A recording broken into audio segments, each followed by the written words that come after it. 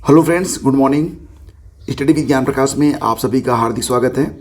देखिए friends, UPPSC की ओर से कई सारी वैकेंसीज हैं। जैसा कि आप लोग जानते हैं, इसमें एलटी ग्रेड हो गया, एपीएस जो भर्ती होती है यानी कि अपर निजी सचिव, आरओ एआरओ प्रवक्ता की भर्ती और कई अन्य भर्तियां।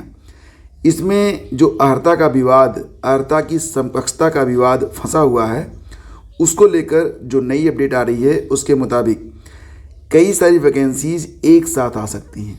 मतलब ये कि अर्हता का विवाद जो है ये जैसे समाप्त होगा, सारे जो विज्ञापन है जारी हो जाएंगे, क्योंकि ऑलरेडी पहले ही अधियाचन प्राप्त हो चुका है। विभागों और शासन की ओर से स्थिति अभी तक स्पष्ट नहीं हुई थी, जिसकी वजह से इन भर्तियों पर ब्रेक लग गया था।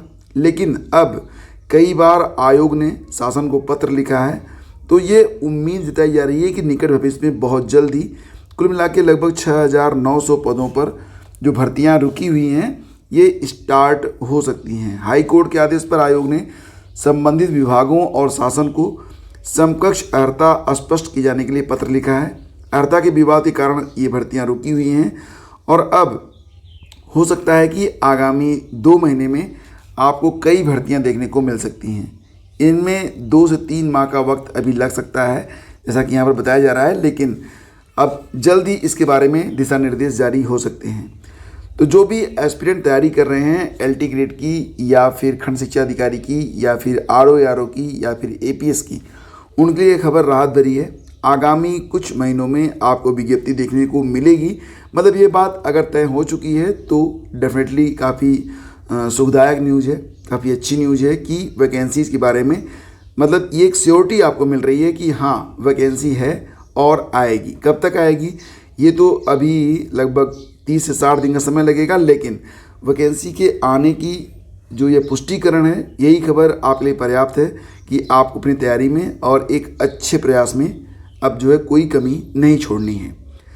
आगे बढ़ते फ्रेंड्स, और अर्हता मामले में छात्रों ने सुप्रीम कोर्ट में दाखिल की कैविएट। जैसा कि आप लोग जानते हैं कि यूपीएससी ने कुल मिला के 93 पदों पर बीएड में प्रवक्ता के लिए जो विज्ञप्ति जारी की थी, बीएड प्रवक्ता यानी कि बीएड में असिस्टेंट प्रोफेसर के लिए, उसमें अर्हता का विवाद फंसा हुआ था। यूजीसी ने कहा था कि जो अभ्यर्थी एमएड हो या फिर एजुकेशन से एमए हो, तो ये अभ्यर्थी जो हैं वो आवेदन कर सकते हैं। लेकिन इसी बात को चैलेंज किया गया हाई कोर्ट में कुछ अभ्यर्थियों के द्वारा, जिसमें ये कहा गया था कि जो अभ्यर्थी बीएड के बाद एमए इन एजुकेशन है या फिर बीएड के बाद एमएड है, सिर्फ वही बीएड में असिस्टेंट प्रोफेसर बनने के योग्य हैं।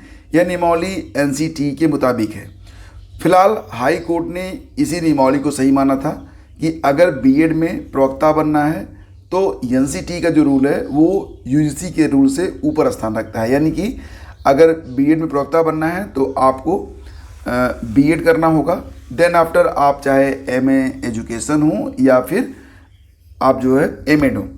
लेकिन अब क्योंकि मामला जो था ये पहुंच चुका था डबल बेंच तक, डबल बेंच से भी यही आदेश आया था, लेकिन जो अभ्यर्थी ऑलरेडी जो है आवेदन कर चुके हैं, जैसे कि उन्होंने बीए में एजुकेशन का विषय लिया हुआ था और उसी के आधार पर उन्होंने एमए एजुकेशन से किया हुआ है और जो आवेदन कर चुके हैं, तो उनमें से एक अभ्यर्थी यहाँ पर हैं जिनका नाम है अंजू।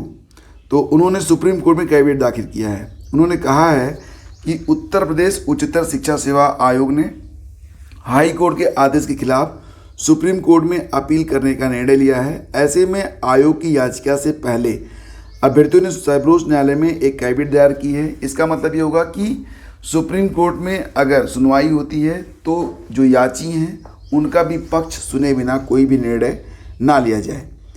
तो फिलहाल अर्हता मामले में छात्रों ने सुप्रीम कोर्ट में कैविएट दाखिल कर दी है।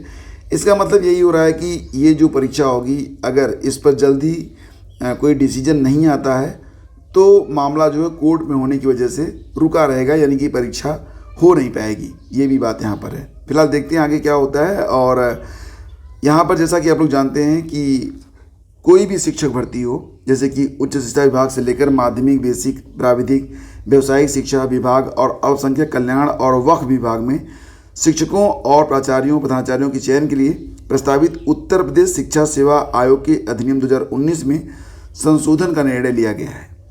तो यहाँ पर उच्च शिक्षा विभाग के अपर मुख्य सचिव डॉक्टर सुधीर एम बोबड़े ने 12 सदस्यीय समिति का गठन किया है और नए आयोग को नया ड्राफ्ट तैयार करने का निर्देश दिया है।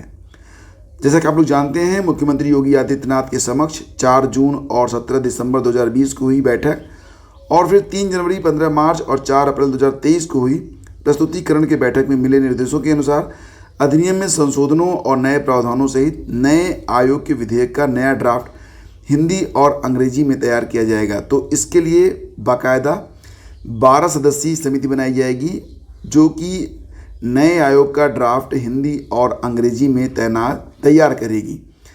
तो यहाँ पर फ़िलहाल 6 साल से कवायद फंसी हुई कई भर्तियाँ, जैसा कि आप लोग जानते हैं कि एडेड माध्यमिक कॉलेजों से संबद्ध प्राइमरी स्कूलों में नहीं हो पा रही नियुक्ति, सहायता प्राप्त संस्कृत विद्यालयों में नहीं हो पा रही है नियमित शिक्षकों की भर्ती, असिस्टेंट प्रोफेसर और टीजीटी पीएचडी के बारे में आप लोगों को पता ही है।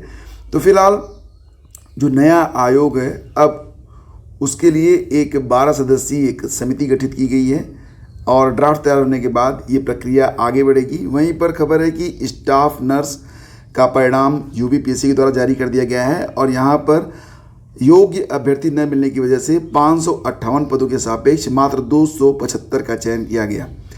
तो आप लोग जानते होंगे कि हाईकोर्ट के आदेश पर आयोग ने दोबारा विज्ञापन निकाला था।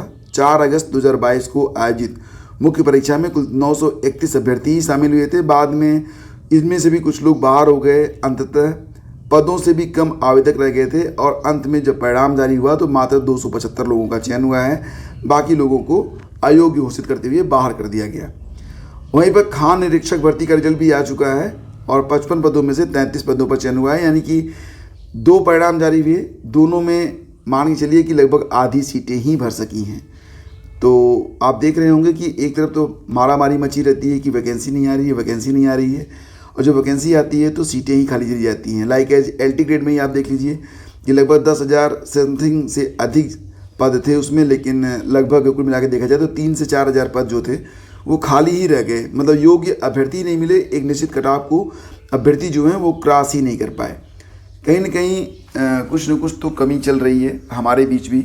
और बहुत सारे अभ्यर्थी, जैसे कि अगर आप यूपीपीसीएस को ही देखें तो लगभग 5-5.5 लाख आवेदन आते हैं। आधे अभ्यर्थी तो परीक्षा ही नहीं देते हैं और उनमें से भी जो आधे परीक्षा में बैठते हैं, आपने देखा होगा पीटी की परीक्षा में क्या हुआ था, उसमें मतलब भी यही स्थिति थी कि 33 नंबर प्राप्त करने वाले लोग जो थे वो आधे से मतलब 12.5 लाख लोग तो 33 नंबर ही प्राप्त नहीं कर पाए। तो तैयारी में कहीं ना कहीं कमी रह जाती है, ये भी एक कारण है। अब यहीं पर आप देख लीजिए कि आधे से ज़्यादा पद जो है रिक्त हो रहे हैं और एक कट ऑफ लग जाए तो कट ऑफ ही क्रॉस नहीं हो पाती है। इसी के बाद आगे बढ़े तो जो नेक्स्ट न्यूज़ है वो ये है कि प्राथमिक शिक्षकों की नई भर्ती और जेई भर्ती प्रक्रिया को पूरा किए जाने की मांग कर रहे अभ्यर्थियों के समर्थन में संयुक्त युवा मोर्चा भी उतर गया है। तो यहाँ पर मांग की जा रही है कि यथाशीघ्र जितनी जल्दी हो प्राइमरी के लिए एक शिक्षक भर्ती जल्द से जल्द जारी की जानी चाहिए। अब ये मांग है केवल, अभी इस पर कोई लेटेस्ट अपडेट नहीं है, लेकिन मांग की जा रही है कि 2023 में एक प्राइमरी में बड़ी शिक्षक भर्ती आनी चाहिए और डेफिनेटली इस पर सरकार को भी विचार करना चाहिए, क्योंकि जो पिछली भर्ती आई थी वो काफ़ी समय हो गया और वो भर्ती तो हालांकि कोई भी भर्ती होती है 68,500 हो या फिर 69,000 हो, क्या पोजीशन रहती है ये तो आप लोग जानते ही हैं। यहाँ पर एक और अच्छी खबर है आप लोगों के लिए, UGC launches common facility recruitment portal for central universities. ये जो पोर्टल होगा इसका नाम है CU चयन, मतलब सेंट्रल यूनिवर्सिटी चयन। तो जैसा कि आप लोग जानते हैं कि बहुत सारे अभ्यर्थी जो कि असिस्टेंट प्रोफेसर या प्रोफेसर के लिए या फिर जो भी सेंट्रल यूनिवर्सिटीज़ हैं उसमें आवेदन करना चाहते हैं, लेकिन अब सभी के लिए जो आवेदन होता है उनकी अलग अलग वेबसाइट पे होता है, तो कभी कभी पता ही नहीं चलता है कि कहाँ से वैकेंसी आई है कहाँ से नहीं आई है। तो उसी के लिए एक कॉमन यहाँ पर पोर्टल बनाया गया है जिसमें पूरे भारत से जितने भी केंद्रीय विश्वविद्यालय हैं उसमें जो भी वैकेंसी जाएगी तो उन सारी वैकेंसियों का डाटा यहाँ पर उपलब्ध होगा और अभ्यर्थी जो हैं वो ये इसी वेबसाइट पर आवेदन कर सकेंगे। रियल टाइम अपना जो फॉर्म है उसको चेक कर सकेंगे और जो भी अभ्यर्थी यहाँ पर खुद का रजिस्ट्रेशन कर देंगे, अगर वो एलिजिबल हैं तो जब कोई नई वैकेंसी आएगी तो उनको ईमेल भी मिला करेगा। तो इसके बारे में यूजीसी के जो चेयरमैन हैं जगदीश कुमार, उन्होंने ये बात कही है कि पोर्टल को लॉन्च कर दिया गया है और इसका नाम होगा CU चयन, यानी कि सेंट्रल यूनिवर्सिटीज चयन, ठीक है। और यहाँ पर आपको केंद्रीय विश्वविद्यालय से संबंधित सारी नौकरियां एक साथ देखने को मिलेंगी, चाहे वो आपका जो है जैसे कि टीचिंग से रिलेटेड हो या फिर नॉन टीचिंग पोस्ट हो, सभी वैकेंसी यहाँ पर आपको देखने को मिलेंगी। तो ये एक अच्छी बात है। प्लेटफॉर्म का नाम CU चयन है और CBSE का जो परिणाम है वो इसी सप्ताह आ सकता है। अगर देखा जाए तो खबर ये है कि शुक्रवार और शनिवार को परिणाम घोषित करने की तैयारी है। अगर किसी कारणों से ये मामला टलता है तो 15 या 16 मई तक ये परिणाम जारी हो सकता है। हालांकि इस मसले पर CBSE ने कुछ भी नहीं कहा है अभी, लेकिन उम्मीद है कि नेक्स्ट कुछ दिनों में आपको CBSE का जो रिजल्ट है वो देखने को आपको मिल सकता है। तो फ्रेंड्स, ये थी आज की न्यूज अपडेट और IAS PCS master class YouTube channel पर अब तक पिछले 5 वर्षों के दौरान जितने भी इम्पोर्टेंट करंट अफेयर पूछे गए उनका अपडेटेड वर्जन अपलोड कर दिया गया है। साथ ही साथ आपको और भी बहुत सारे कई महत्वपूर्ण वीडियोज़ हैं जो कि UP PCS एग्ज़ाम से पहले आपको देख लेना चाहिए। डेफिनेटली इससे आपको कई प्रश्न मिलेंगे आगामी प्रतियोगी परीक्षाओं के लिए। जैसे कि एक वीडियो जिसमें हमने पिछले 6 महीने के दौरान UP PSC ने जितनी भी प्रतियोगी परीक्षाएं करवाई हैं सभी के GS को कंपाइल करके आपको दे दिया है। तो वो वीडियो आपके लिए निहायत ज़रूरी है, उसको भी ज़रूर देखिएगा क्योंकि उससे कई प्रश्न आपको डायरेक्टली देखने को मिल जाएंगे। तो दोस्तों, ये थी आज की न्यूज अपडेट और अधिक जानकारी के लिए आप लोग डिस्क्रिप्शन चेक कर सकते हैं। Thank you so much.